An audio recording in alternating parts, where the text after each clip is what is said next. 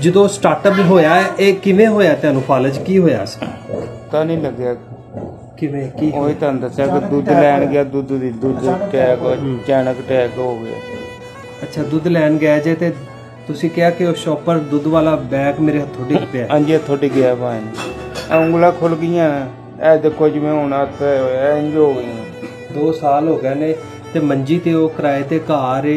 ਇਹ ਤਾਂ ਦੱਸ ਦਿਓ ਤੁਸੀਂ ਕਿ 4000 ਰੁਪਇਆ ਕਿਰਾਇਆ, ਬਿਜਲੀ ਦਾ ਬਿੱਲ ਲੱਗ ਗਏ ਤੇ ਮੇਰੀ ਬਾਜੀ ਤੁਸੀਂ ਕੋਠੀਆਂ 'ਚ ਕੰਮ ਕਰਦੇ ਹੋ? ਕੋਠੀਆਂ 'ਚ ਨਹੀਂ ਬਲਕਿ ਆਮ ਘਰਾਂ 'ਚ। ਆਮ ਘਰਾਂ 'ਚ ਬਾਈ, ਨਿੱਕੇ ਨਿੱਕੇ ਗਲੀ ਮਹੱਲਿਆਂ 'ਚ ਕੰਮ ਕਰਕੇ ਤੇ ਉੱਥੋਂ ਕਿੰਨੇ ਪੈਸੇ ਕਮਾ ਲੈਂਦੇ ਹੋ ਬਾਜੀ? 4000 ਰੁਪਇਆ ਕਮਾਉਂਦੇ ਹੋ। ਤੁਸੀਂ ਕਹਿੰਦੇ ਹੋ ਕਿ ਇਹ ਜਿਹੜਾ ਤੁਹਾਡਾ ਸਿਰ ਦਾ ਸਾਈ ਏ, ਇਹ ਭਾਜੀ ਦੀ ਤੁਸੀਂ 8 ਦਿਨਾਂ ਬਾਅਦ ਦਵਾਈ ਲਿਆਂਦੇ ਹੋ ਤੇ ਦੱਸ ਦਿਓ ਕਿ 1000 ਰੁਪਏ ਦਾ ਖਰਚਾ ਆਉਂਦਾ ਹੈ। ਡਾਕਟਰ ਦੀ ਇੰਨੀ ਫੀਸ ਹੈ ਜਾਂ ਕਿਰਾਇਆ ਇੰਨਾ ਲੱਗ ਜਾਂਦਾ?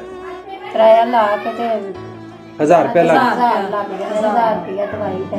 ਅੱਛਾ, 1000 ਰੁਪਏ ਦਵਾਈ ਦਾ ਤੇ ਕਿਰਾਇਆ ਵੱਖਰਾ ਹੈ? ਹਾਂਜੀ, ਕਿਰਾਇਆ। ਤੇ ਕਿਸ ਤਰ੍ਹਾਂ ਸਿਸਟਮ ਚੱਲਦਾ ਤੁਹਾਡਾ ਘਰ ਬਾਈ? 1500 ਰੁਪਏ ਲੱਗ ਜਾਂਦਾ ਕਿਰਾਇਆ ਭਾੜਾ ਪਾ ਕੇ।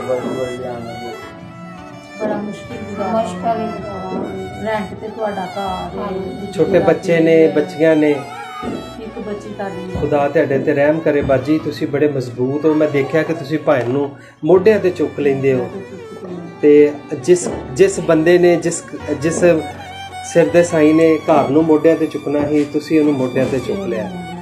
ਤੇ ਖੁਦਾ ਤੁਹਾਨੂੰ ਬਾਜੀ ਸੰਭਾਲ ਕੇ ਰੱਖੇ, ਬੜੀ ਬਰਕਤ ਦੇਵੇ। ਔਰ ਵਾਸ਼ਰੂਮ ਵਗੈਰਾ ਵੀ ਉੱਪਰ ਹੀ ਕਰਦੇ ਨੇ ਬਾਜੀ ਦੇਖੋ ਕੋਈ ਨਹੀਂ, ਜ਼ਰੂਰਤ ਵਾਲੇ ਹੈ ਭਾਜੀ ਕਹਿੰਦੇ ਨੇ ਕਿ ਵਾਸ਼ਰੂਮ ਵੀ ਇੱਥੇ ਕਰਨਾ ਮੈਂ, ਤੇ ਮਤਲਬ ਇਹ ਵੀ ਸਹੂਲਤ ਨਹੀਂ ਹੈ। 2 ਸਾਲ ਹੋ ਗਏ ਨੇ, ਜਵਾਨ ਬੰਦਾ ਮੰਜੀ ਤੇ ਆਇਆ ਪਿਆ।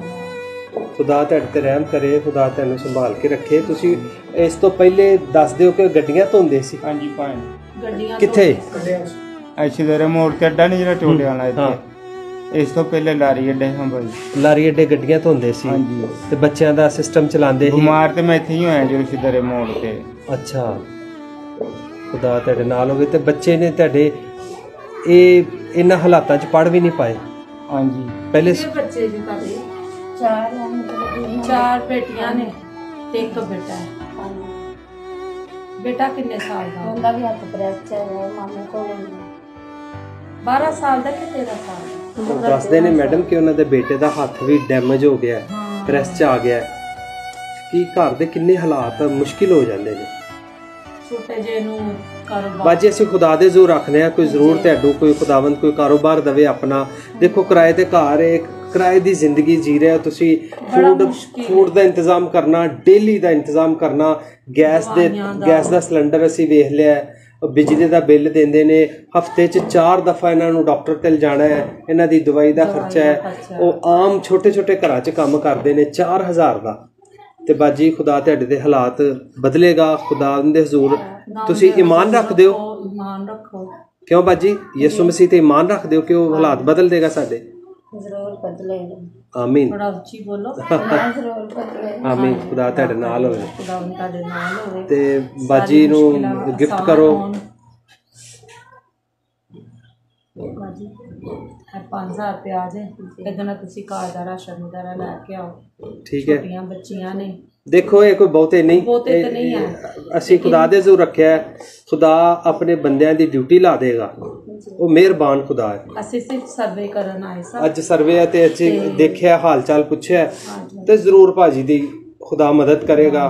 ਤੁਸੀਂ ਦੁਆ 'ਚ ਝੁਕੇ ਰਹਿਣਾ। ਉਹਨਾਂ ਹੱਥਾਂ ਲਈ, ਉਹਨਾਂ ਫੈਮਲੀਆਂ ਲਈ ਦੁਆ ਕਰੋ ਜਿਹੜੇ ਮਦਦ ਭੇਜਦੇ ਨੇ, ਖੁਦਾ ਦੀ ਦਿੱਤੀ ਹੋਈ ਗਿਫਟਸ ਨੂੰ ਸਾਡੇ ਤੱਕ ਪਹੁੰਚਾਉਂਦੇ ਨੇ, ਤੇ ਉਹਨਾਂ ਤੇ ਖੁਦਾ ਆਪਣੀ ਮੁਹੱਬਤ ਬਣਾਈ ਰੱਖੇ। ਤੇ ਬਾਜੀ ਖੁਦਾਵੰਦ ਤੁਹਾਡੇ ਵੀ ਹਾਲਾਤ ਬਦਲੇ, ਤੁਹਾਡੇ ਬੱਚਿਆਂ ਦੀ ਪੜ੍ਹਾਈ ਦਾ ਇੰਤਜ਼ਾਮ ਖੁਦਾ ਬਿਹਤਰ ਕਰੇਗਾ। ਇਹਨਾਂ ਨੂੰ ਜੋ ਵੀ ਚੀਜ਼ ਚਾਹੀਦੀ ਹੈ ਉਹ ਖੁਦਾਵੰਦ ਮੁਹੱਈਆ ਕਰੇਗਾ। ਠੀਕ ਹੈ ਬਾਜੀ? ਯਿਸੂ ਦੇ ਨਾਂ 'ਚ, ਯਿਸੂ ਦੇ ਨਾਂ 'ਚ। ਆਮੀਨ। ਦੁਆ 'ਚ ਰੱਖਣਾ। ਬਸ ਦੁਆ।